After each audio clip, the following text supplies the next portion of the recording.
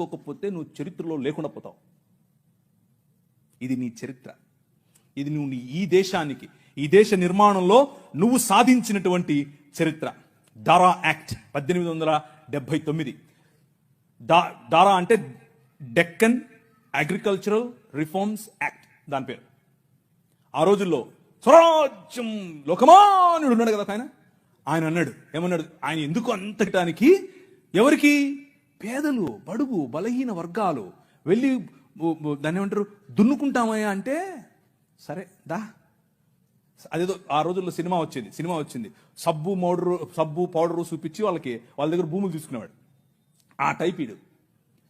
అలా చేస్తూ ఉంటే క్రైస్తవ మిషనరీలు అప్పుడున్నటువంటి డెక్కన్ ప్రాంతానికి రాజు అయినటువంటి హైదరాబాద్ హయాంలో వాళ్ళ దగ్గరికి వెళ్ళి ఇన్ఫ్లుయెన్స్ చేసి, నో అలా కాదు, అలా ఉండడానికి వీల్లేదు, దే ఆర్ పెసెంట్స్, వాళ్ళకి అంతంత వడ్డీకి రుణాలు ఇస్తే వాళ్ళు ఎట్లా కడతారు? వాళ్ళు ఎలాగో కట్టలేరు. కాబట్టి డబ్బులేమో ఇచ్చేసి వాళ్ళు కట్టలేని పక్షంలో వాళ్ళ భూములు తీసుకోవటం ఏంటిది? This is not righteousness, this is not right. అది న్యాయం కాదు. ఆయన భుజముల మీద రాజ్యభారముండును. ఆయన భుజములు ఎక్కడ? ఫ్రిడ్జ్లో పెట్టొచ్చుంటాడా? నువ్వే. This is his body. ఇది ఆయన శరీరం, ఆయన భుజములు ఇక్కడే ఉన్నాయి.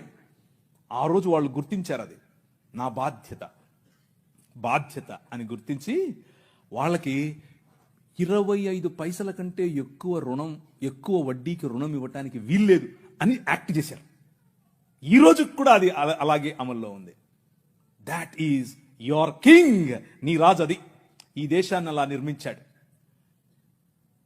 శామ్ అగింబాటమ్ అనే ఒక ఆయన గ్రీన్ రెవల్యూషన్ ఈ దేశానికి తీసుకొచ్చాడు.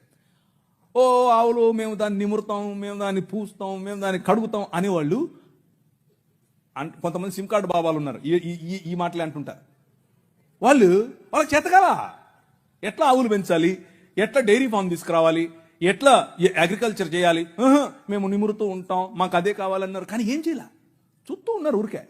కానీ శామ్ అగింబాటమ్ చూశాడు, ఊరికి నిమరలా పనిచేశాడు. ఎందుకో తెలుసా? యువర్ కింగ్, నీ రాజు భావజాలం వేరు. ఊరికే ఊరికే దాన్ని పట్టుకునేది కాదు ఆయన రాజ్యం. దాని ద్వారా అనేకులకు ఉపాధి, దాని ద్వారా అనేక కుటుంబాలు బాగుపడాలి, అనేక కుటుంబాలు నూతనపరచబడాలి.